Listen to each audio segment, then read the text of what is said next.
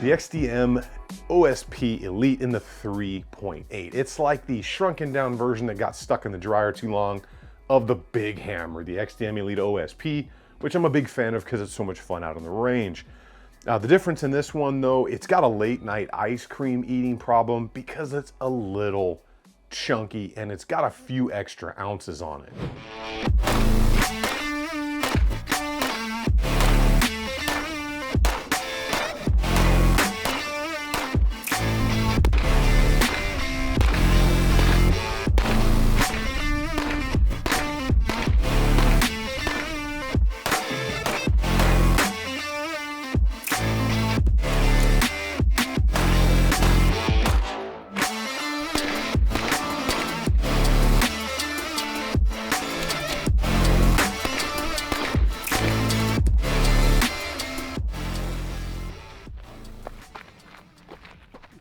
All right, so the XDM Elite OSP in the 3.8. So I had a really good experience with the full-size version of this. I love having this out on the range, ton of fun because it's just big and it's got big 22 round magazines.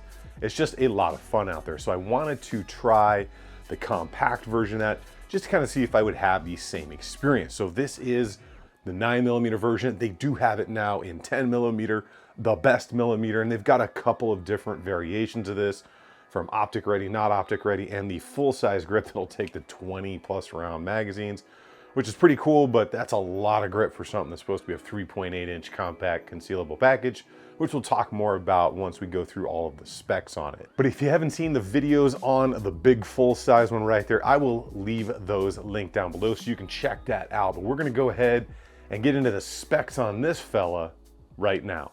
All right, the XDM Elite OSP in the 3.8. That is a chunky little monkey. We're gonna compare it to the full-size one and talk about all the specs on this. So if you guys like what's going on here and you like seeing this stuff, go ahead and get subbed up, get belled up, turn those notifications down there to all on. And of course, I'll have the build list down below if you're interested in anything that you see here today. And of course, thank you guys for hanging out. So let's talk about what we get with this and bring in the box here real quick. So this version, obviously the pistol and the optic is in this, and then in the box, okay, you're gonna get some other stuff. You get your other magazine, and then you're gonna get like this little nylon kind of pouch right here that you can carry this around in. They're not bad, I use them once in a while. You're gonna get your lock, you're gonna get your manual, you're gonna get your plate for the optic, couple of different back straps should you like a little bit of a different angle, and then you get your flush mounted bases for the mags, because these are 13 round mags, but they are 14 capacity with that extension in there. So that is what you get. Let's go ahead and get the box out of the way, but some people like to see what they get with them, so kind of started doing that. That was a suggestion from the audience. So if you like that stuff, or you like how that goes, just go ahead and let me know down in the comments. So getting back into this rig right here, we're gonna go over kind of the main specs on this thing, and then we'll kind of tear it down piece by piece. So the way this one comes, this is the 9mm version. They do have 10mm, the best millimeter now, which I know a lot of you guys are happy about. Comes down to the barrel. It is a hammer forged melanite 1 in 10 twist on there. The slide is forged steel melanite finish, optics ready. This one happens to come with the Dragonfly. So we have fiber optic sights on there, and they are quite nice. You can really see those out there when you don't have the optic on it. So the rear is a U-notch, and it's got that white outline around it, which not a huge fan of personally, but the front makes up for it because you can really get a visual on it quick. So captive recoil system, it's 1.2 inches wide on the grip. You get two 14 round mags with it. Overall weight of this bad boy, it's chunky, 29 ounces for this thing. So that's about the size of my hand, okay, 3.8-inch barrel. Almost 30 ounces, so 29 ounces. 6.75 inch total length, a height of 4.58, and that is about what Springfield has open on it. So let's actually get into how this thing is and how it feels. So the cool thing about the XDM Elite series is you get that integrated mag well, so it makes things very nice when you're out there on the range doing things quick. That has an extended base plate on there, and then comes with the regular ones as well. You got good aggressive texture right here. I don't have anything really bad to say about that texture at all, but you're dealing with a really small grip, and I would prefer to have that texture everywhere instead of logos. But you know, leave it in the comments. XDM's known for grip zone, baby, because otherwise we wouldn't know where to grab it. So not bad. You got the backstrap safety. That's a Springfield thing. 1911 lineage right there. Coming up, we have ambidextrous magazine release. You're going to have an ambidextrous slide stop slide release as well. Moving forward, generous trigger guard, plenty of area. Get high up in there with that finger. Squared off in the front, and then it's got plenty of room for bigger fingers to get in there, should you suffer from sausage fingers as well. Takedown lever, decent rail up here. It's not the 1913 size. Springfield kind of uses that smaller size like Glock does. Not bad there. Pretty much mirror image on the opposite side here. Well, exactly mirror image on the opposite side here. Getting up into the slide, we have that striker indicator, loaded chamber indicator right there on the back. So should it be dark, you can reach down and feel that and know that you are in battery. So that is a good thing. Some people love it. Talked about those sights already. Good serrations on the XDM series, these elite ones. I love those serrations. They are super aggressive without tearing up your hand. Plenty to work with on there. Very nice looking slide. They did a good job on these in my opinion as compared to previous models. Working our way forward, got the typical logos, and then we've got nicely rounded off. It's kind of square, but it's still beveled nicely there on the front, so for holstering and unholstering. Opposite side is going to be the mirror image. Going to have that loaded chamber indicator. Turn this around real quick. There you go, easier to see. So right there, you got that loaded chamber indicator right here as well. That'll be popped up if there was a round in there.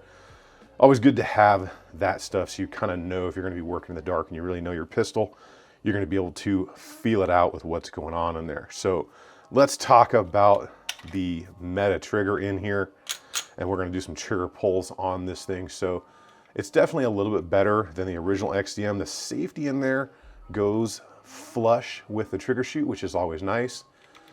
Pretty defined hard wall, minimal creep, and a break. So you get about 2.5 millimeters of creep in there. And I think some of that has to do with the polymer shoe rather than steel. Reset's not bad. And then a good clean break again. So we'll do some pulls, then we'll tear this apart and take a look at the guts of this thing here. So we'll do 3 pulls. These are kind of a pain because you got to hold that back strap safety in. All right, so she broke right there about 4.5 pounds. So I'm going to pull a little higher on that trigger shoe this time.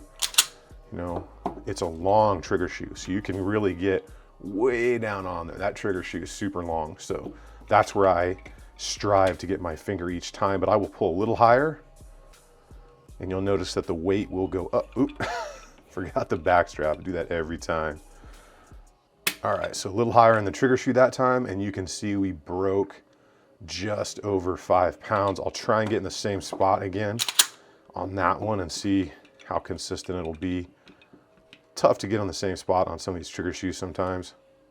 All right, so right there, just under 5 pounds. So very consistent on that trigger. The only inconsistency is where I put the gauge on it. So let's go ahead, break this bad boy down, lock it back, flip it up. Do not have to pull the trigger on it. Sorry, I had to reset my light there. So let's talk about how this trigger system actually works. So you'll see the trigger bar right there getting pulled back. Flip it around on this side so you can get a little bit better light. So that trigger bar is moving. It's pushing up this edge right there. You can see that going up and down. That is what disengages the striker block, which is right there. And that is what allows or keeps the striker from going all the way forward until the trigger is fully depressed. So as you pull back on that trigger bar, it's pulling that arm up. That disengages the striker block safety. And then right there is your sear edge that you can see going down. And as you pull that, those both make contact. It drops off the sear edge right here and allows that sear to go forward just like that. So pretty interesting design, not bad at all. Another interesting thing here is it's a completely internal extractor right there. So you can see that long piece of metal, that circular part all the way forward. That's your extractor, so unlike Glocks where it's on the outside or a lot of other striker fire pistols, 100% internal. In fact, you can see the arm right up in there. So overall, not bad, pretty cool setup here. So let's talk about the cost of this thing and how this thing performed out there on the range, especially for the way that this one comes with the optic. All right, money. That is a lot of times what it comes down to when we are talking about getting a new hammer to put to use out on the range. So there are a couple different versions of this specific 3.8 in the compact. There are a couple different ways you can get it. You can get it with the hex optic, which is the one that's on there right there. You guys saw that up close. And that's gonna be $749, or you can get it without that optic and then you get your plates, put whatever you want on it for like $549. I think those were the price I looked up. The MSRP I think was a little bit more. So I'm gonna say, just based on that price point and based on having run a couple of the hex optics on a couple of different things now, to include the big one over here, I'd get the one without it. I'd still get the optic ready version, but I would not get the one that comes with the hex optic, because for 200, a little over 200 bucks, you can start getting into some really good basic red dots, like some of the Hollow Sun stuff. A little bit more, you can get some of the nicer Hollow Sun stuff, and it doesn't really put you too much over the $749 mark, but you're getting a better quality optic. So when it comes down to this series, the XDM Elite OSP, I really like the full-size version. I mean, I really dig it. It's got a massive grip on it. I mean, look at the size of that grip compared to my hand. You got that mag welt, you got these big 22 rounders. You've got a lot of good stuff going on with this pistol. Throw an optic on it, you're good to go. Very, very easy to shoot out there on the range. So I really wanted to try the compact version of it. The difference with the compact version is just the grip is just so short. You can see how much of my hand hangs over it. And the mag weld just kind of exacerbates how bad I guess my hand feels on this, because I've got big double XL glove size hands. So yes, you can take the mag weld off, but in my opinion, honestly, they really should have made that grip a little bit more kind of Glock 19 size, or put the extended base plate on the mag, kind of like the full-size one. And that would give just, I guess, a little bit better overall feeling for people with bigger hands. So it's kind of, they made the super big one, the full-size grip in a 3.8, and then they made one that's like ultra short, like Glock 26 size.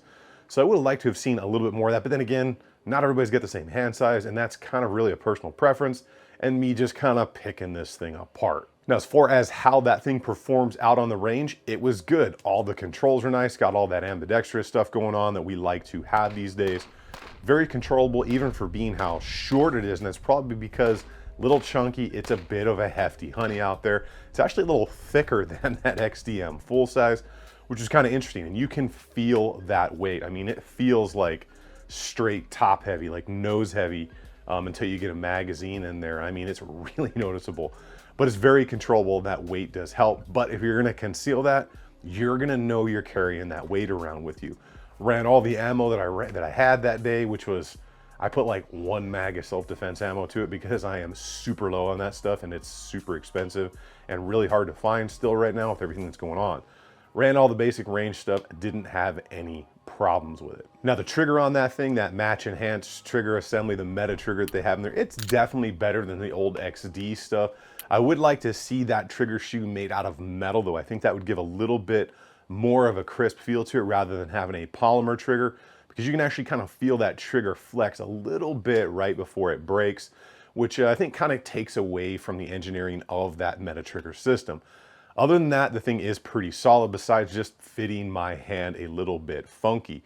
I have a buddy that has the full-size grip version of that. I am definitely going to borrow his and see how I like that one. So that video will probably be coming very soon as well, if you're kind of looking for something like that. But then again, you get a big size grip like that, you're kind of taking away the concealability of it, because it's a big grip on the 3.8 slide, depending on what you're planning to do with it. Well, that is what I've got for you. I hope you guys liked seeing that 3.8 OSP XDM Elite with that optic on it.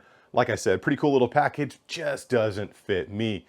Make sure you guys get subbed up, get belled up, turn those notifications down there to all on. If you guys want to support the channel, you can use any of those affiliate links. Check out the Patreon. That is what keeps the channel going. I appreciate all of you guys and everything that you do here, because things are getting really fun with the channel. It's been growing really, really well. You guys get out there and have some fun on the range. Remember, if you stay ready, you ain't got to get ready. I will see you guys on the next one.